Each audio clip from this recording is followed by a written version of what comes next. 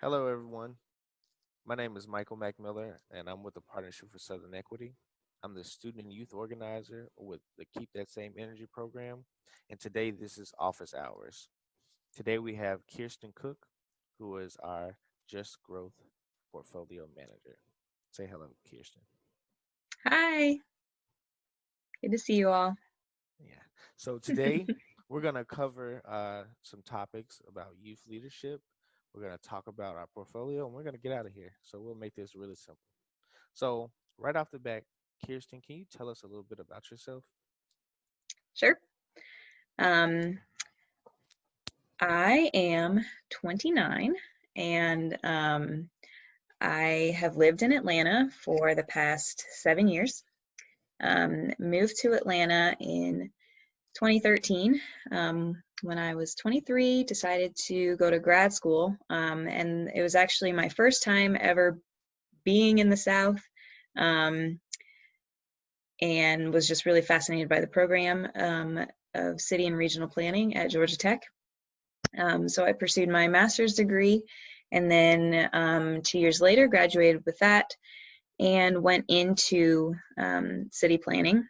I started off as a planner for Rockdale County and learned a lot in that experience about the mechanics of planning and how it's done in government, but really wasn't passionate about the way that I was getting to implement what I had learned.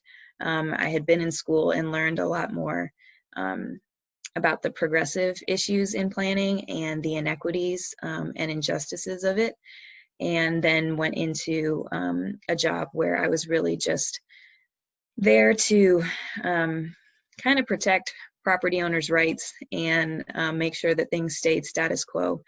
Um, and so while I'm grateful for that experience of 2 years, I was even more grateful to learn about an opportunity with Partnership for Southern Equity where I could actually use what I had done in grad school and learned about in a way that impacted people for justice and equity. Um, That's awesome. That's awesome. So tell me this: what initially, when you were even younger than that, made you want to get into the work at all? yeah. So I grew up outside of the US actually, in Cambodia, and lived in the capital city there, where I realized that people's um, opportunities were really stifled by the way that the city was shaped. And obviously, there was a lot besides that in terms of corruption in government and historical injustices. But I was also really fascinated by seeing that the city could be designed in a way that gave people opportunity rather than held them back. And so that's kind of where I was first intrigued with it, but didn't know that you could actually go into city planning until I was in college. And then had an opportunity when I was in the Chicago area to intern with a planning organization, a nonprofit planning organization, and really got to dip my toes into that, where I first realized that racial inequities in the US were so much more than I had been exposed to through my education growing up. Hmm. So, what age did you get into leadership? What were the was it because you had a master's degree? Was it extensive job experience? Was it what were the things or the tenets that allowed you to get into leadership so young? I think education definitely helped, but so much of what I've learned at PSC has also been on the job. Hmm. And so experience, and not just in what you would consider like official jobs, but also jobs that I was doing over the summer. You know, I worked for 4 summers as a custodian and got to be a supervisor in that and learned responsibility that way. And so several jobs that I never thought would actually, contribute to what I was doing for a career have Hmm. really helped to build upon the experience that I'm in right now. And so I would say that my leadership role has not been like a one-time thing. It's just kind of continued to grow. And when I started off with PSC when I was 27 or 26, forget now, I came in as a fellow. And so that was really just kind of like an entry level sort of position with PSC, but had the opportunity to continue to grow in my leadership skills and abilities, and was surrounded by other leaders who gave me the opportunity to exercise being a leader. And so that's where I've gotten to the point of being the Just Growth portfolio manager. So let's talk about that a little bit. So you went from an entry level position to management with over the course of about 2.5 years. What are some of those things that you did in order to make that progression? Because I think some people have this misnomer that you start at the top, or that you're going to graduate Mm-hmm. with a master's or a PhD and then you're just going to be doing the thing. Mm-hmm. What are some of those things that you had to work through and improve to become, or be awarded the responsibility of being a leader at such a young Yeah. age?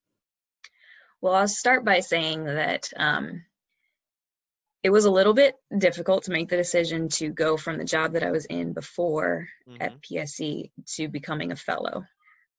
Feeling like in some ways that was sort of taking a step backwards, but in so many ways it was taking a giant leap forward, in that it was something that I was so passionate about doing and something that I was dying to be able to do. And so being able to just recognize when you see opportunity, and also opportunity where you can grow and not be stuck in a certain place. And not just, I'm not talking about position or even salary, but in terms of you can grow in your leadership and your experience and in learning. And I have learned so much at PSE. And so once I took that position, I realized that I needed to start as a fellow, because there's so much that I needed to learn, especially as a white person in an organization focused on racial equity. I thought that I had learned what I needed to know in grad school about inequities, and there was so much more beyond that. I went through several racial equity trainings and learned to just listen and humble myself in those places. And I learned so much from Nathaniel and Dwayne and Suzanne and some of the other leaders in the organization. And then also from my peers, other fellows and managers. And so being able to graciously just learn from others and listen in areas that I needed to grow.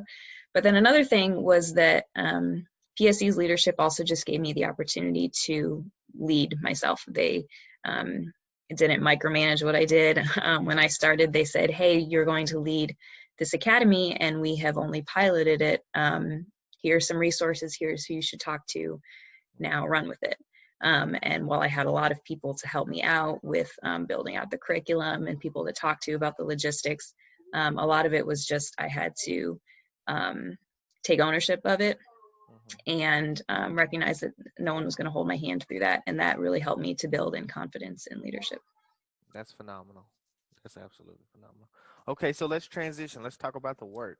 Mm-hmm. So, I'm going to go high level and then we'll dig down deep. Okay. Sounds good. So why does PSE focus on growth, and what is growth actually? What does that actually mean for the equity ecosystem, or what is the equity ecosystem? Let's talk about it all. Yeah. So PSC focuses on growth because the built environment, or like the streets, the buildings, the water systems, the housing, everything that we see around us in a society, while it seems like we might just assume it's just kind of become that way organically, it's not. It's all been planned, and largely it's all been planned to segregate and to put Black people and people of color in a inferior position, and to keep them away from jobs, and to make them reliant on transportation. And then as people have moved back into cities and people of color have been moved out of them, they're not only reliant on transportation, but they are also less likely to own a vehicle. And so there's just so many compounding issues, and realizing that that was not just done because white people decided they wanted to live near white people, or Black people decided they wanted to live near Black people. It was designed that way. And so just growth and equitable development is focusing on the way that our built environment has resulted in two completely different Atlantas. One that continues to flourish and where people continue to grow in their assets and wealth and to pass that down generationally.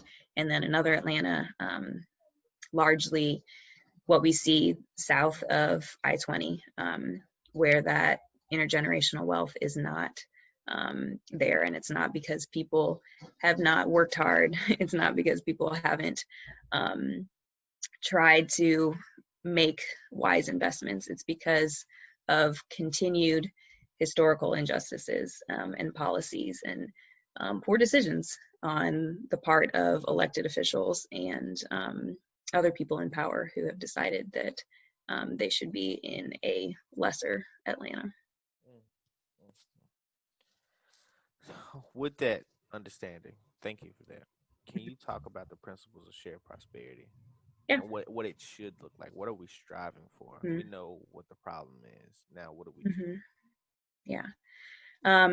You may have heard about gentrification, and that's a really tricky topic. We recognize that investment in an area is not a bad thing, that people of color are wanting good investment in the communities that they've lived in, especially if they haven't seen it in a long time.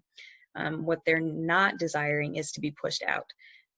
And so while we say that investment is a good thing, there are several principles for how it needs to be done in order to make a more equitable future for all residents.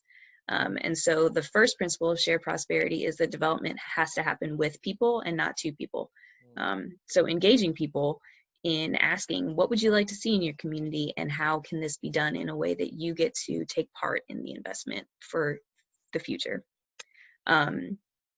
The second principle is that public and private investments should produce outcomes for people, planet, and profit. So looking at all three of those, we're not trying to do anything that's going to harm the earth in order to grow the city or society economically, but really taking into consideration all three of those at the same time, and also not to harm one group of people over profit for another. But then also profit is one of those. And so recognizing that in order for developers to continue to make investments, they do need to profit. And so how can we do that in a way that is sustainable and can continue to be done in a way that benefits everyone? And so the third one is equitable growth is a superior growth model. And what we mean by that is that when we look at fixing systemic injustices, it's not because we feel bad for people or because we are good, even though we hope that there is an element of that. But it's just because it's the best thing to do. Mass incarceration has kept so many people out of being able to participate in society, people with brilliant minds who, if given opportunities, could contribute to our society, and people who could potentially be the ones to discover a cure for cancer. So I'm getting a little bit off topic, but by making these systemic injustices, we are keeping people out of society who can benefit all of us. And by putting interstates, this is to actually give a just growth example, by putting interstates in the middle of neighborhoods where we drive people out of their communities, and then we make people drive all the way in from suburbs to their places of work. We might think that that seems like a comfortable way to live for white people, but white people are also stuck in traffic. And inequity ends up harming all of us, no matter who you are. And so equitable growth really is the superior growth model, recognizing that when we benefit everybody, it's really the best way to do things. And then the final principle of shared prosperity is that building capacity can enable communities to lead and own change efforts. And that's something that we have in all of our portfolios, which is to have different academies where we recognize that there's a lot of wisdom and knowledge in the communities that we go into, and pairing that with the equity foundations that they need, and also just some education around how advocacy is done and how policies are passed, and what different tools there are out there to make things happen in the community in which they live. And so it's a perfect pairing of the people who know the community best with people who have been studying policies and how to enact them. And so we have these different academy opportunities, and that's one way that we try to make that principle come about. I'm glad you brought up academies. I'm gonna get to that in a second, and I want you to tell us all about those. But first, on a higher note, can you tell us about how youth can join the work at Just Growth in Sure. general? Yeah. Well, we have a Just Growth Circle, which is a community of practice. It's a network of a wide range of businesses and politicians and nonprofits, as well as academics and community members who are all committed to equitable development, as I was talking about, wanting to see planning and the built environment done in a way that furthers equity in the Atlanta region. And so our Just Growth Circle is open to everyone, and we meet every other month, usually on a Friday morning. And we realize that that's difficult if you are in school and you can't attend, but that's not the only way that you can be involved in the Just Growth Circle. We also have a lot of different projects that we are involved in. We do what's called a project clinic in our circle meetings, and different practitioners and community members share what they are doing in the community and opportunities for getting involved. And then we partner together to see how we can work on that. And so if you're interested in being in the Just Growth Circle, but you can't attend on Friday mornings, you are also more than welcome to help out with those opportunities, which can take place at various times of the week. And then other ways that you can get involved is through our East Point Leadership Academy. And just to give a little bit of context about that, Partnership for Southern Equity was contracted with the city of East Point, which is just south of Atlanta, right outside the airport area, to help them in their bold vision of creating an equity and inclusion strategic plan. And we want that to be driven by residents. And so if you are a resident of East Point, or even if you're in any of the Tri-Cities areas, we would love to have you be a part of that resident leadership academy. And I will make sure that my email address is included on this talk, and that you can reach out to me about that. So that's a couple ways that you can be involved. Absolutely, absolutely. Okay, so can you tell us a little bit more about the Transformation Academy? Yes, and that is probably one of the best ways, especially if you are a high schooler.